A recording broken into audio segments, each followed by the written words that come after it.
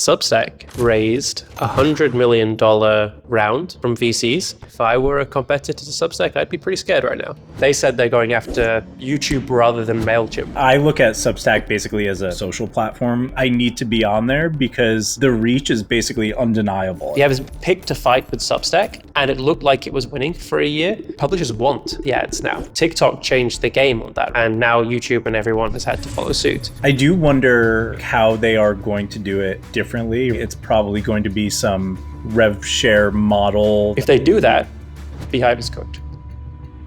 Man, it's the moment I've been waiting for. It's the first time we get to do an official Letterland emergency pod. I am down here in the bunker in my basement prepared. I was actually, we were texting about this and I was like, do you have any camouflage to wear? Because we are in the war room right now. I'm very excited about this. It's always exciting when something happens in the newsletter space.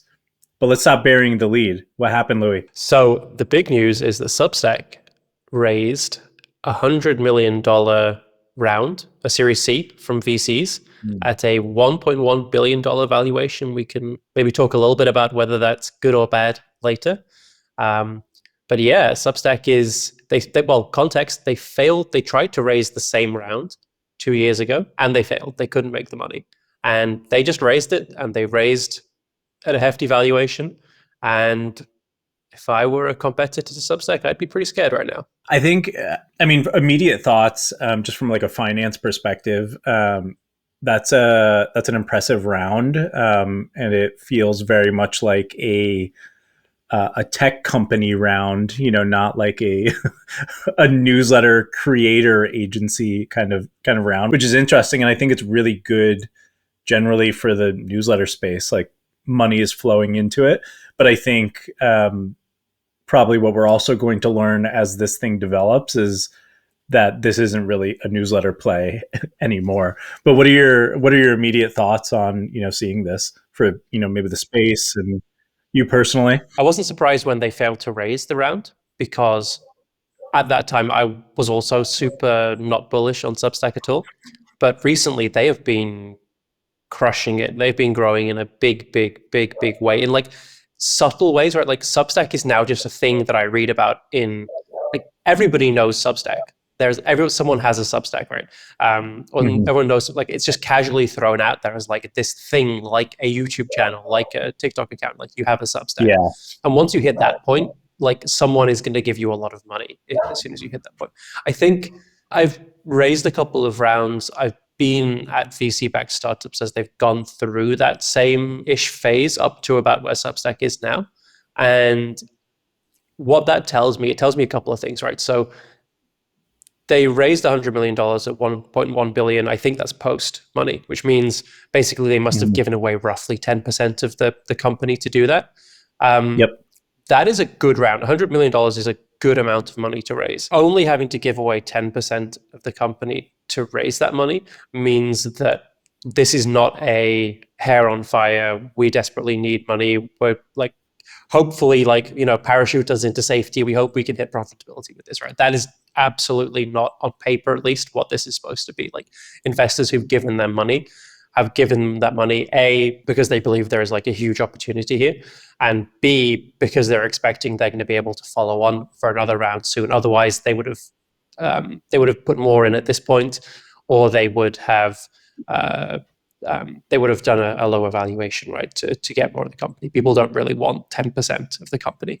That's a weird number to acquire. So they're I'm betting there's probably some sort of like preference on a next round, and I bet they're already thinking about like when that's going to happen. And I don't know why they went to 100. Maybe there was like an investor or a couple of investors that they really wanted on board, like bigger institutional investors that they just felt maybe it's a little bit too early and we're a little bit uncertain. And they did have that bad history of like missing the round the last time, where this is like that, it's going to give them that sort of like 6 months, 12 months to actually make that happen. It does feel a little bit weird from the startup foundry side of things, but I mean, it's definitely a positive signal. It will be spun by others in the scene as like, oh, they need the money. That's not what has happened here at all. Yeah, I couldn't agree with you more. I think, it's an interesting time, right? It's like, it's certainly not 2021. Like, we're not in like the ZERP environment anymore. And so it's an interesting time to raise. I think they, I think things are looking up in kind of this space, and I think people are feeling pretty comfortable.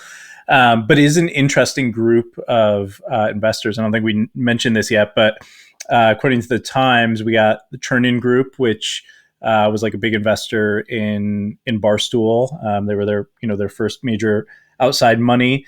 Rich Paul, who, if I'm correct, I think that's LeBron's agent.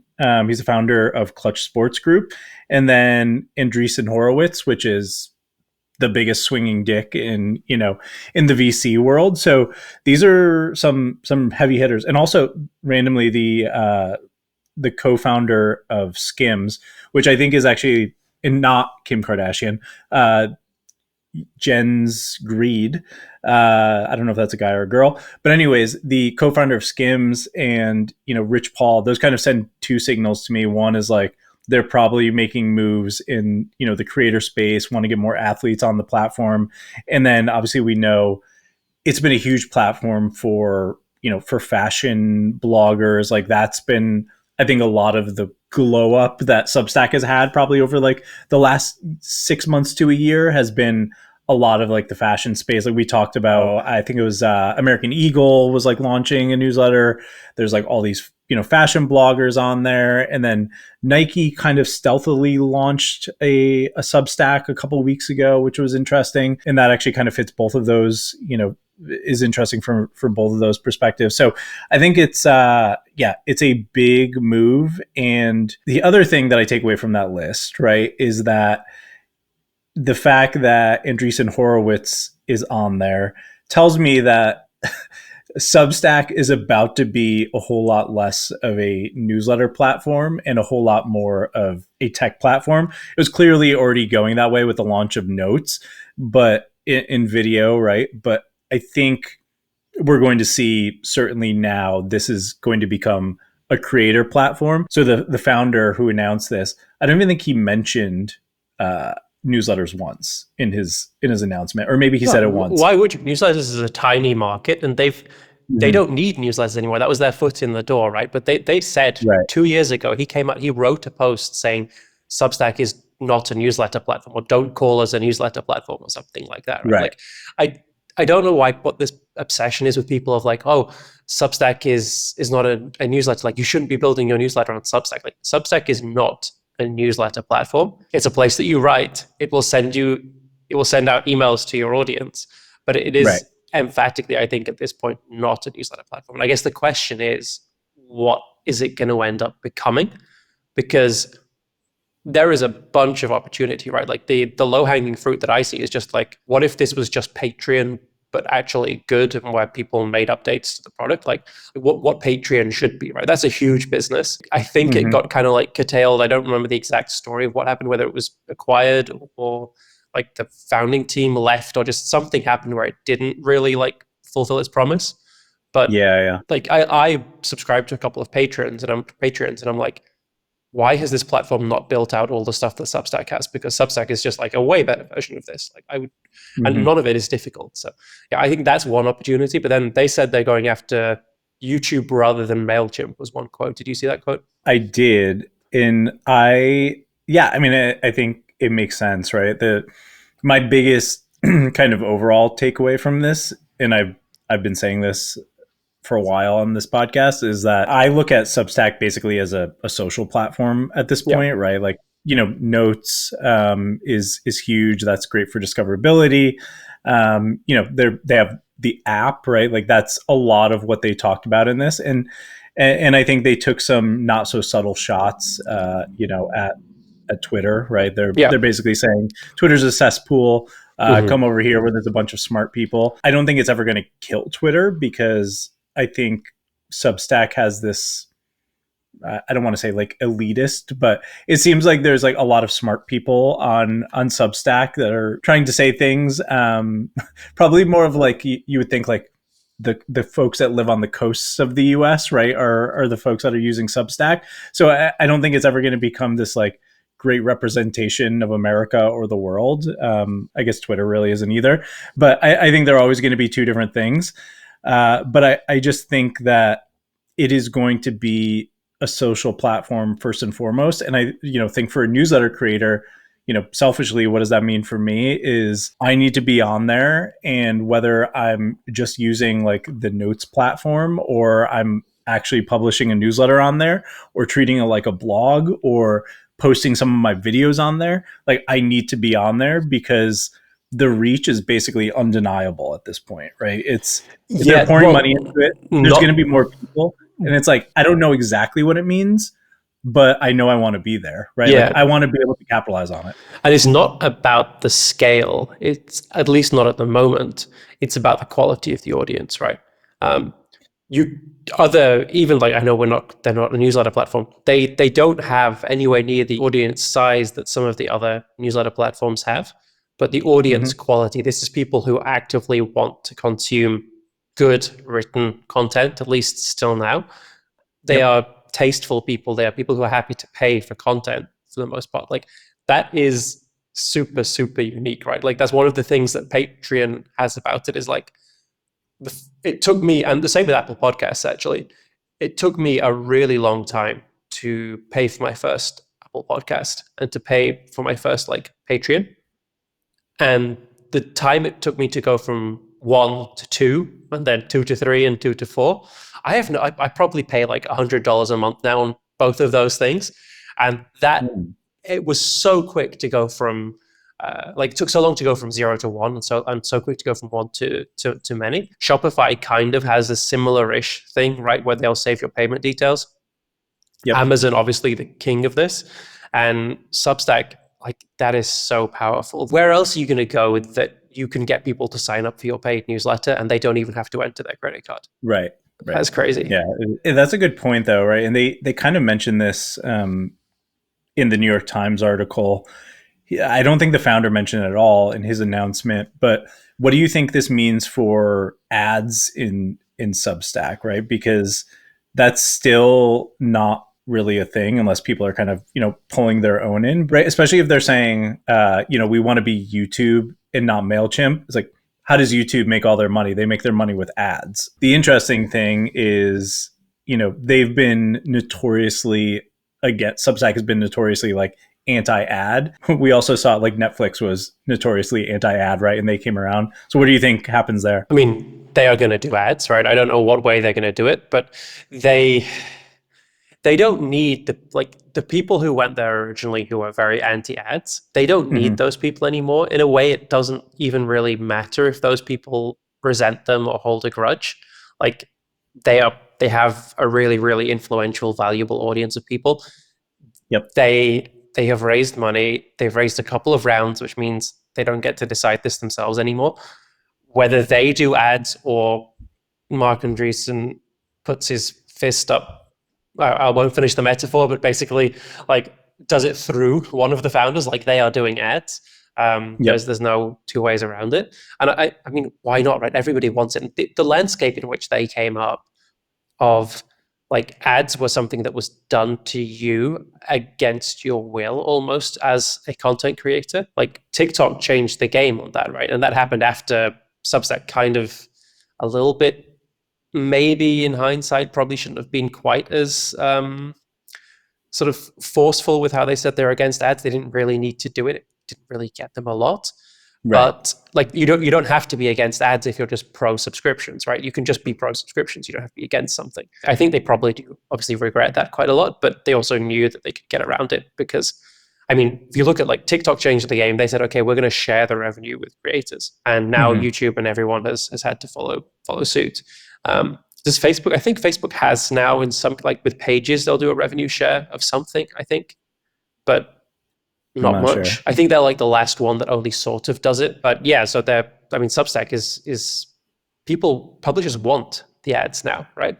And I think even the audience understands like, hey, I don't want to pay for this. I when Mark Zuckerberg's making all the money from the ads, that sucks. But when I know that a good percentage, and we can talk about what the percentage actually is, but like some percentage of that ad revenue is going towards the content creator, so I don't have to make to pay $2 or whatever it is a month. People like that, so Yeah, I'm very, very bullish on that. Yeah, I agree with you. I don't think like real VC dollars are going to sit by and be like, yes, we want everyone on our platform to only be monetizing 2% of their audience or 3% of their audience, right? That they're converting to that. I do wonder like how they are going to do it differently, right? They talk a lot about, being for the creator. So I agree it's probably going to be some rev share Or it has to model be. that If it's not rev share, I will. Anyone wants to take me up on that bet, I will happily. I will bet whatever yeah, like amount you want. I don't think it's going to be like a traditional kind of ad network that, I think they are going to do it, in a great way. But yeah, I mean, it'll be interesting to see like how they do it to make sure that, you know, everyone's kind of getting their fair share if they even care about that. Right. Or if it's like all the dollars are just going to flow to the, Casey Lewis and Emily Sundbergs of the world. And, that's who kind of makes all the money, or if they're going to try to be a little bit more diplomatic about it. Yeah, well, I mean, they've done the recommendations tool on platform. They have Mm-hmm. like that serves the big guys, right? So the big guys Yep. are already, and like there is a this is already happening, right? Like YouTubers, TikTokers, Instagram creators, they sell their own sponsorships and ads, and they monetize through the platform, right? And I Right. don't see why, if you're Substack, like why would you risk going for anything else other than what the smartest people in the world have figured out actually works? Like, why don't you go through the same thing? You don't want to like get into a dogfight with everybody who's trying to sell Emily Sundberg's like personal sponsorships plus her own team. Like, you Right. have what they only have like 100 people on the team, and they have very limited time to get really big results with those $100 million. Like, no, you're going like creator revenue share, because the one thing, in my opinion, that Substack has, if it were still being compared to a newsletter platform, every other newsletter platform that matters lets you customize what things look like, doesn't have an app.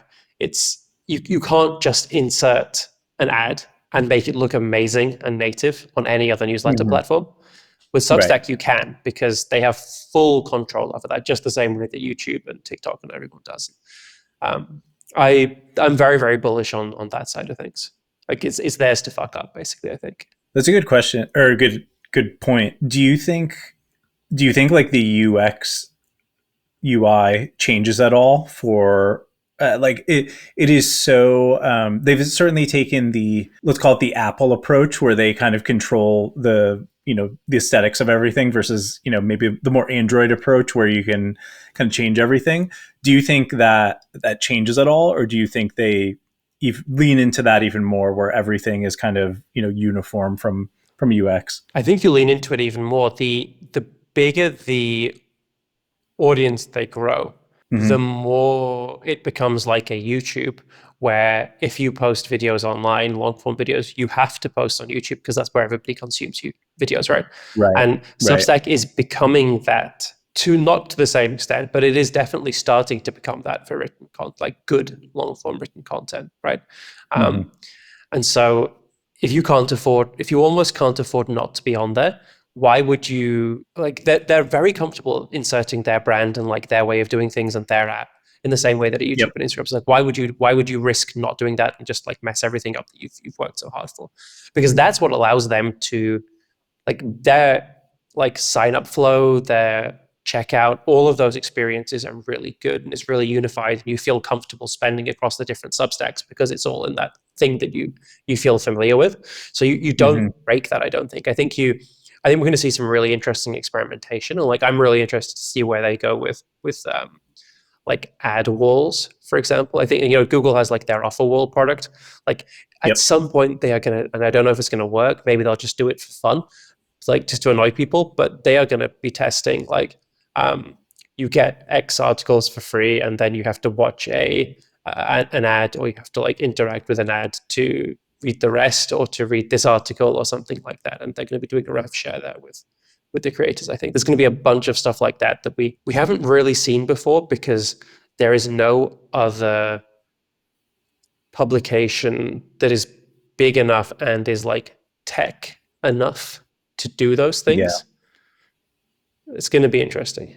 Yeah, I mean, I think it's, I mean, just generally being overall good for the space. I think it's good that it'll push potentially some of the other ESPs Yeah, to, what do you think this means for other newsletters, other newsletter platforms? if so, like if I was, Tyler or Nathan, at Beehive or ConvertKit, I don't know that I'd be super nervous about it because I still don't think that a lot of people are going to jump, right? Like I have a newsletter, it's on Beehive currently.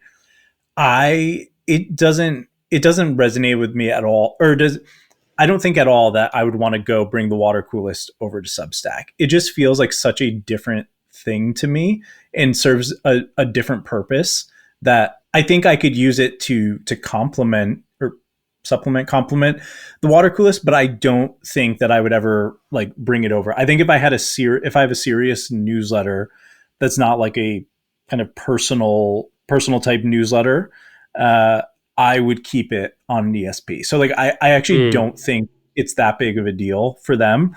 I do think, they're going to be forced to do better with discoverability, right? Because that's just going to get better for, um, with Substack and kind of like this, being able to find new newsletters on there and signing up and, kind of being this big, for lack of a better word, kind of circle jerk of, the same people reading a bunch of the same newsletters. So I think it's going to force them to be better, but like I think that's, good for me. But I don't see like a mass exodus from, Beehive, ConvertKit, MailChimp over to Substack. If Mm. anything, I actually see, well, no, I don't. I guess I don't see people necessarily leaving any platform to go to it. I see them using it, right? So, like, I could see a YouTuber being like, okay, like now I probably need to get serious about Substack and like posting my videos on there, or a TikToker, posting.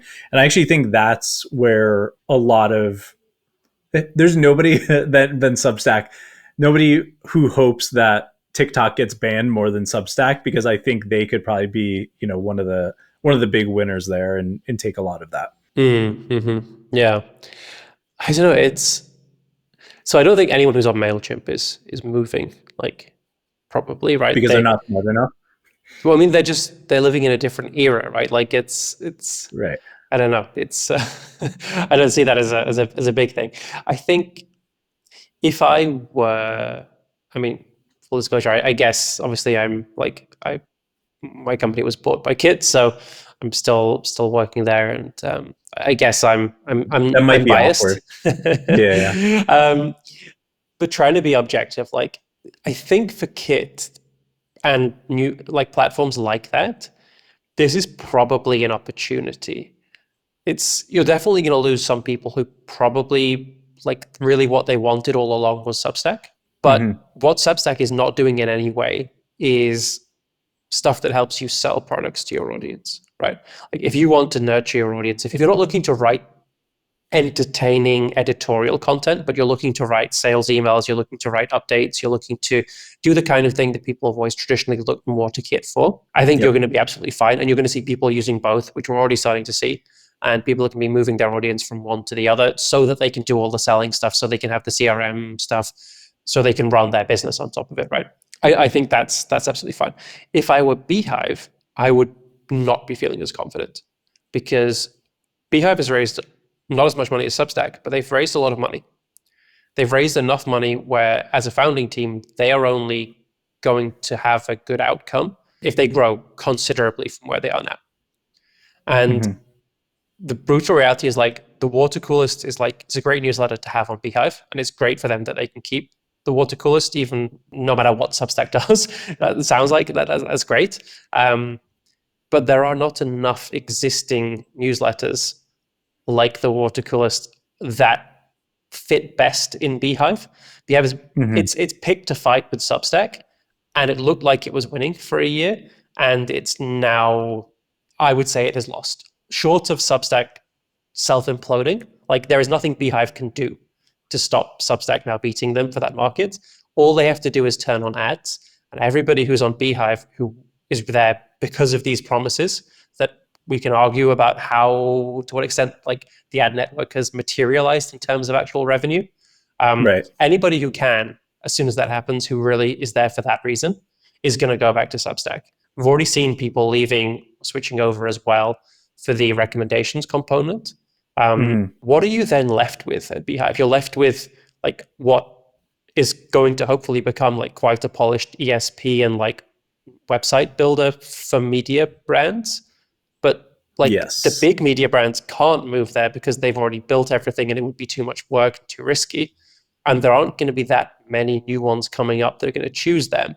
So like they've accidentally built like a really nice, profitable business, but they have to give outsized VC returns that won't really be possible, I don't think, unless they can do something to Substack. So this is like Mm. very reactionary stuff. Like I could be wrong on all of this, but of all the people who I think are going to be most negatively impacted by this in the short term, I would say Beehive's probably the number one.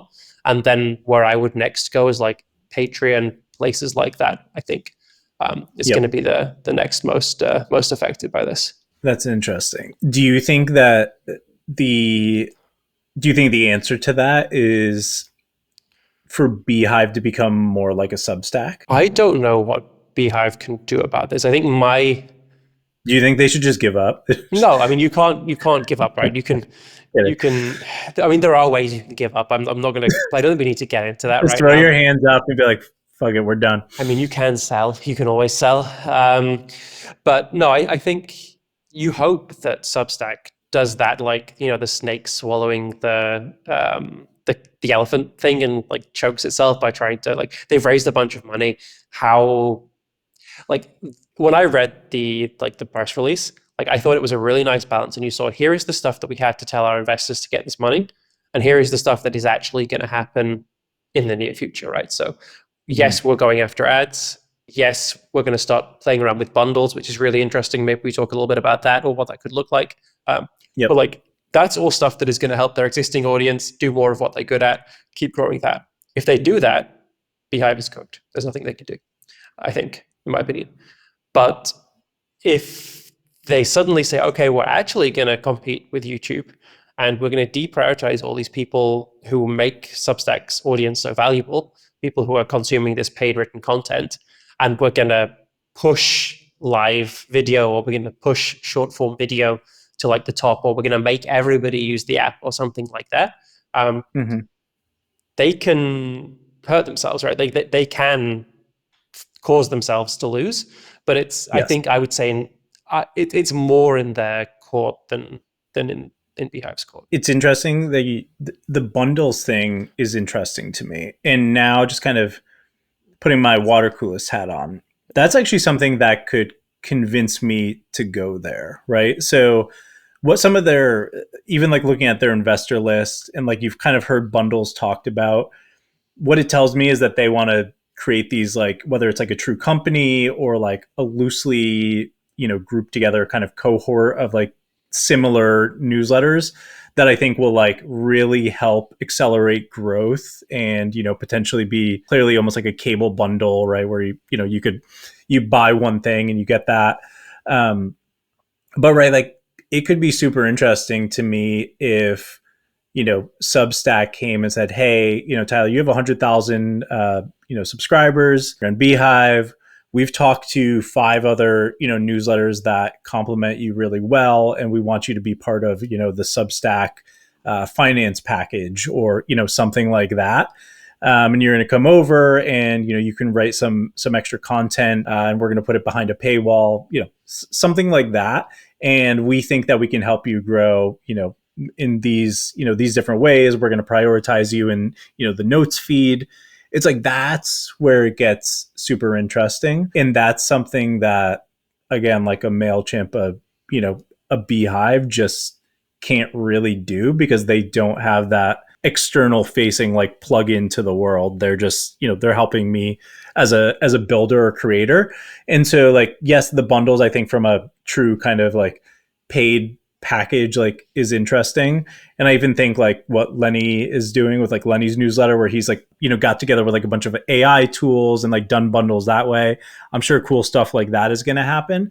But I think if they really want to go for the jugular on some of these other ESPs, like that's what they do, is they go and approach these people and be like, hey, we're going to kind of like group you guys together, you're all going to help each other out, we're going to help you out. And that's just something that a quite frankly, a Kit or a Beehive can't do right now. So it's interesting, right? Like Kit and Beehive can do that step. Actually, that's like the only step they can do is to say, it's the only step that makes sense is to bundle newsletters together, right? So Kit can go out and say, okay, let's take these five. And they don't even have to be on Kit, right? They could do that across five different ones. They could say, hey, when you sign up to this paid newsletter, you're getting this one, this one, this one as well. Or they could facilitate that. And that's nice and cool. Doesn't really scale. And the trouble with creators, and I know this from recommendations and paid recommendations and linking people up that way, it's always just like a bitch working with all these people and getting them, because like they all think they're better than the others, and they all think that like that the other is not bringing as much to the table. Like every single one of them thinks it doesn't matter what the numbers are. Maybe they have to go down that route to begin with to get people warmed up to the idea of bundles. But to me, the obvious thing is just like you go, okay, there is a Substack premium subscription, because that's what Beehive and Kit can't really do. Like you don't know. I mean, on Kit, you really don't know that you're signing up to a newsletter on Kit. Like Kit is like completely non-branded, basically. Beehive's done a good job of like inserting a little bit in, but it's not enough. Like it's not enough for someone to know. Like I'm not signing up to a Beehive newsletter. Like their creators are like, I write a Beehive newsletter, but the subscriber is signed up to a newsletter. Whereas on Substack, the subscriber is signed up to this person's Substack, right? They know that that's Substack. So you could absolutely have a Substack $10, $20 subscription, which has access to certain publications, and you can maybe pick them, or you can, I don't know how you end up getting paid out for it, right? Maybe it's like you pick the ones you want. Maybe it's done based on like which stories you read or something, like where the revenue goes, similar to like Spotify and YouTube and stuff. I don't know where that happens, but and you can obviously have like for the more premium newsletters, they get the more premium Substacks, they can opt out, or they can say, look, this is available with an extra charge, but like at a discount or something, or you get like a trial month, or you only get like certain posts. They'll play around, I'm sure, with it. But that is if you can crack that part of it, of like the Netflix, I guess, or like the YouTube Premium, that I think is really, really interesting.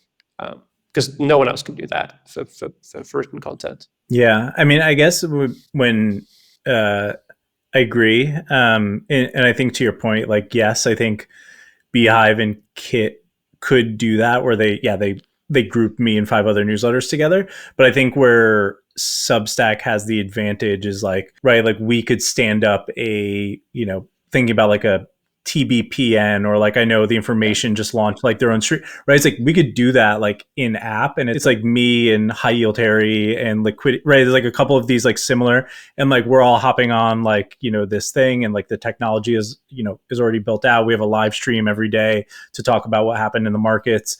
And I think it's things like that it just makes it so much more of a no-brainer, and it's easier to do that with Substack for sure. Yeah, and I think like Notes certainly helps facilitate that. So I don't know. I think that's a huge kind of advantage for them. Where do you see this going? Like, are you excited for Substack? Do you think they're going to be doing well, let's say 3 years from now, or what do you think? No, I'm never excited for someone who's doing better than me, who just raised $100 million. No, I guess this is different than Medium, but like I was also like very excited about what was happening with Medium, and I thought that was going to work. I guess like maybe they didn't do enough to, I guess, like to expand, right? Because they were just like, hey, we're just going to do this like blog thing. It's like instead of a micro blog, we're going to do a long blog, right? Which I thought was a cool idea, but that's probably just because I love the written word. They were early as well. I mean, even in the Substack article, if you read it, like I totally agree. Like Substack is not different to what it was 2 years ago. It's just now there are a bunch of people who want to get paid for making content online, and yes, right, like it was just a solution waiting for the problem to catch up in some ways, I guess. Yes, agreed. I think the other interesting thing is, I wonder if this is kind of like, this is a problem that technically doesn't exist, but I think we all see it's on the horizon, is like what happens when AI comes for your inbox, right? Like I think that's going to be a real issue. And I think everyone's general fear is that, Gmail is just going to AI summarize your emails, and that means that when they get the water coolest, they're going to get like the funny bits out of it, but they're not going to get the ad because AI is going to be smart enough not to sling the ad. Uh, I think if I'm Substack, which I think they're doing, is just leaning into the app, right? And It's a better then place to consume, like especially written content, right? Like the inbox, just it was never supposed to be a exactly, place that you read stuff. It's a to-do list, right? And like a back and yeah, forth it's not meant for that. So yeah, yeah. I mean, we literally just talked about it with Jeffrey Eisenberg, who I guess that'll air after this one, but yeah, uh, we were talking about like just how bad it is. You know, there's no good way to play video in your inbox, but like you could do that in the app. So I agree. Like I think the app is such a huge advantage for them, and I think that could just become all the difference. Like it could be Substack is like doing better than the ESPs, and then when Gmail or Yahoo or whoever like really figures out what they want to do with their AI strategy in the inbox, it's just going to take off because everything else is like it's pointless to be on there. And I think partially, that's why I do think, if I was talking to a client, I'd be like, even more so, you need to be on Substack today. And I'm not even saying you need to bring your newsletter over, right? But like I've been thinking about like how do I bring over the water coolest in a way that I use it as a social platform. Maybe it's like Tyler's newsletter or like Tyler's take, right? And it's just more of a personal thing. But like I know I need to be there and be building an audience, and legitimately I'll figure it out later what it's for. But I think you have to be there now. yeah. I think if I was starting a newsletter today, I would still be focused on getting like that one channel that works. If I'm building it like as I'm more of a media business or like a product play rather than a paid subscription newsletter, that's something I Mm-hmm. might just start directly on Substack anyway, exporting everybody all the time, of course, but like why not, I guess.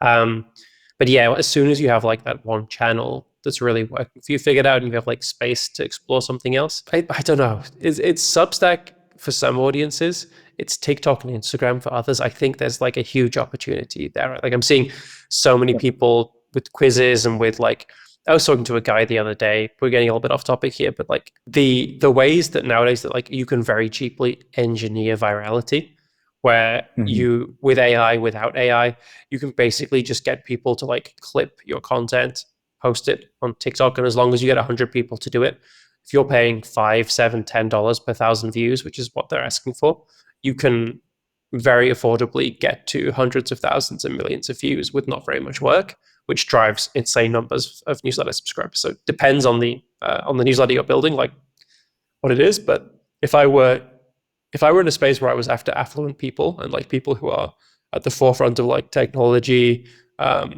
business, culture, I would be looking towards Substack because you're reaching an audience of people who do not necessarily read newsletters, but who are hungry to like have a good written content experience, I guess. I'd be interested to see what happens in the B2B space on Substack, right? Like right now, I think it's very like consumer focused and, individual creator focused. But I think Mm. your point, right? It's like it almost has an audience that would feel more like a LinkedIn than, a TikTok, right? Like, so if you're The, building like the a the bits B2B, we're in, yeah, but like there is the whole other bits that we're not in, right? Which is like the weird part of Substack, which is where it's like people selling the dresses and the stuff that they've like the Amazon home finds and everything. Like, yeah, yes. So I don't know. I think there's like B2B newsletters. I think people are like still generally figuring out B2B newsletters. And I think we just like, beat that dead horse of like, you got to be there. Like there's so much opportunity there.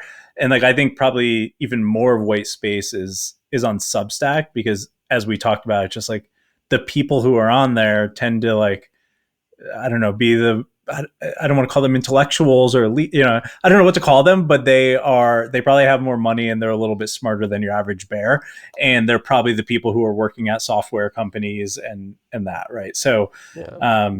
I think, right, like Lenny has definitely cracked that code, but I think there's going to just be a lot of people realizing that, Substack is not just for these like, one-off like creators, that there's actually,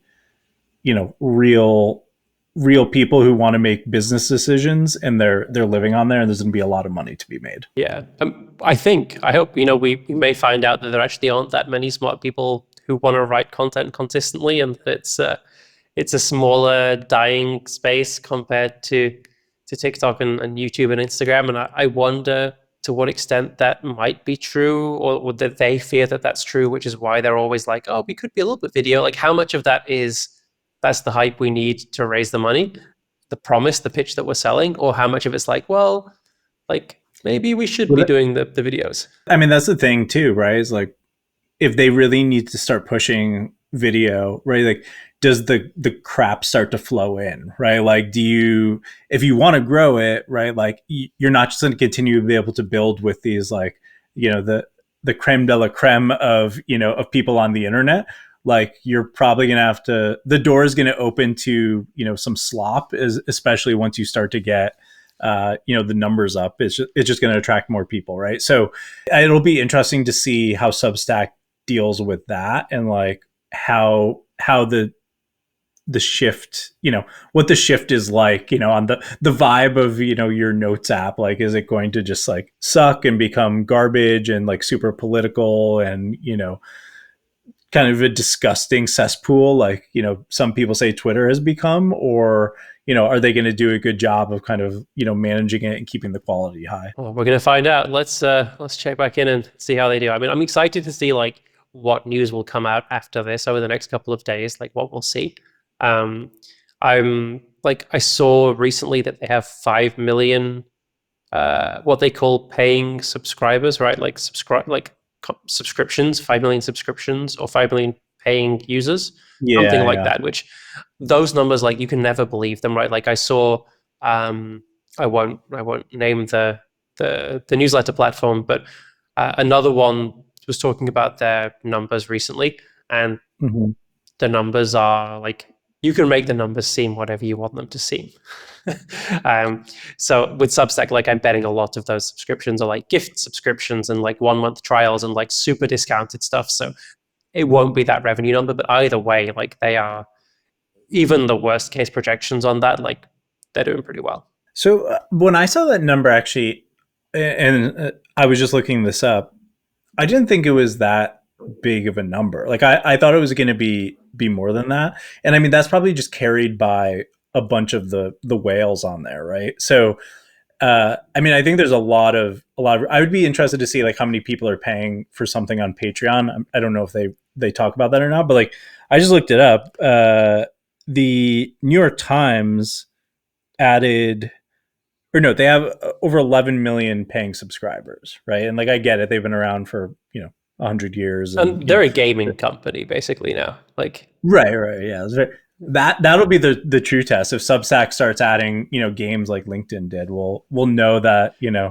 they're I they're mean, very desperate to bring people in. it's the bundle of, as soon as they can get the bundle done, Mm. what they can then go out and do is they can go to, like, a lot of the places where like the New York Times subscriptions come from is they'll resell them very cheaply through, like, when you sign up for a credit card, one of the things you'll get, or like anything, there'll be one of those things. Like, I have a subscription to the Yeah. FT. I don't really read the FT, but it's because it came free with my credit card.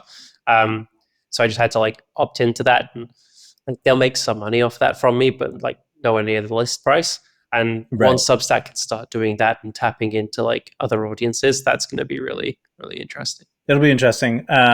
Well, it's good. I would say it's generally good news for the newsletter space. The Mm. fact that we're talking about it, Yeah. and we had to One, have an emergency pod. so one last quick thought just on that, because I think you were saying something really interesting there, which is like 5 million subscriptions is pretty good, I would say, for their size and like the trajectory that they're on. What is less impressive is the number of people who've made serious money from Substack. I don't remember exactly what that number was, but it was like 10 or 20 or 30 people make $1 million a year from Substack. Not even. Like, I think it was maybe 12. Yeah. I think that number Yeah. must have gone up, but it's still less than 50 people. Of course, $1 million is a lot of money, but it's not like there's like a load of people making 900, 800, 700,000. It's going to be like $1,000, 2,000, 10,000, and then there's a couple of people at the top making millions, right? So on that level, that impact is not great, I would say. Mhm. But then if they figure out the sponsorships and the ad network, then it's all going to be great. Like, that number's going to skyrocket very, very quickly because they have a lot of views. Didn't you sent me something where they'd overtaken the New York Times, or who had they overtaken recently, like in page views? Oh no, it was in search. They Was had in search. overtaken. Yeah, so I think they had overtaken Google search. More people are searching for Substack than they were newsletter, and I think I posted it, and it makes sense. Like, I don't know how many people are actually just like searching for the word newsletter. It seems like a weird thing, unless you're literally looking for newsletter news or something. No, there was Yeah, there was another one more recently, like a couple of days ago. Maybe it wasn't you. Maybe it was someone else. My other friend that I have, I promise, there's a yes, real person, yes, yeah, sent me that saying that they'd overtaken New York Times and someone else really impressive. I think the BBC in terms of no, it can't be the BBC. New York Times and like someone else big, uh, for like US traffic very recently. got it. I actually think if that is true, call it the New York Times, or like it actually seems like it's weird that it would have taken this long, just with like how the uh I guess like the effect of how many people, like the platform effect of it all, right? Like it or the network effect seems like it would grow it pretty quickly, but Yeah, but I mean, New York Times is breaking news, right? Like if they have a breaking news story, they only need one a month and they get 50 million views. true, And true, sport and everything that people go there for. Like they have to be getting close to that without really doing sort of like, I mean, there are journalists on Substack, but that sort of like breaking news journalism, right. it's pretty impressive. And I say that as someone who's not the biggest fan of Substack. Like it's we got to give them credit where it's due. I think. Okay, before we go, what do you think? Where do you think Substack is in 10 years? Do you think it's still an independent company? No, I don't. I don't know where they're going to be. I have absolutely no idea. I know that's what you got to guess. 10 years, I mean, 10 years is so far away, right? Like, are we, I'm hoping in 10 years that we're all like, just, I like, my dream is like the movie Wall-E, you know, that movie? Yeah. But before they like free themselves, like, I want to be lying on that hover bed. Like, I don't want to be reading something, like, just insert it like into my thoughts is what I'm hoping for. So, like, maybe they're that company. I don't know. I think they, Basically, I'm asking: do you think they're going to get like? Do you think they'll get scooped up by, an AI company, a big tech company? Like, where do you think they're? What do you think the exit strategy is there? I think they're now in a really uncomfortable place where they're too big to be bought, but too small to be taken super seriously and to be needed by like a Facebook or someone like that. So my bet would be if Do they they SPAC? They go public via SPAC or something? I think they're smart enough not to do that. I don't know. I think they're definitely going to have to exit. Like now, they've raised enough money that they're going to have to go big and go for an exit. So either they're going to have like a fire sale at some point when things aren't going quite as well, or they're going to just hit that inflection point where they raise again, maybe even go public, or end up selling to someone like Facebook, I guess. Who knows, right? Like maybe Elon ends up selling Twitter and those two team up, like they're both bought by someone else. Maybe Substack ends up buying Twitter in 5 years. I also wouldn't be like, I think that would be an Mm. interesting bet to make. Like if I was looking for a way to like spend $100 and probably lose it, but maybe make 1 million, that would be my bet. Is like Substack ends up buying Twitter. Would be funny. That's interesting. Yeah, I mean, I wouldn't be surprised. I could see, depending on like their growth, right? If it does, everything kind of plays out. Like I could see it being a good fit um for like a Facebook or something. But I think the most likely is yeah, like if they kind of hit critical mass, I think they end up going public. And I think their play could be right, like the monetization could be like an AI play. Like I wonder if they could license. I haven't read their terms and conditions, but I wonder what the if they can use all that stuff to sell to Oh, I to have AI. read their terms and conditions. They own everything. Like it's Yeah, very interesting. Those yeah. I subscribers mean, are not it's your it's subscribers. kind of like the Reddit dilemma, and obviously they don't have as much content as Reddit, but like I would argue potentially to an AI, right? It's actually more valuable because it's like actually a lot of it is like more well thought out than just like Mm. random garbage that's filling up Reddit. So I don't know. I could potentially see them going public, but I will guarantee one thing, that if they do go public, there will probably not be one mention of newsletters anywhere in in any of their documentation that they file with the SEC. I promise you that.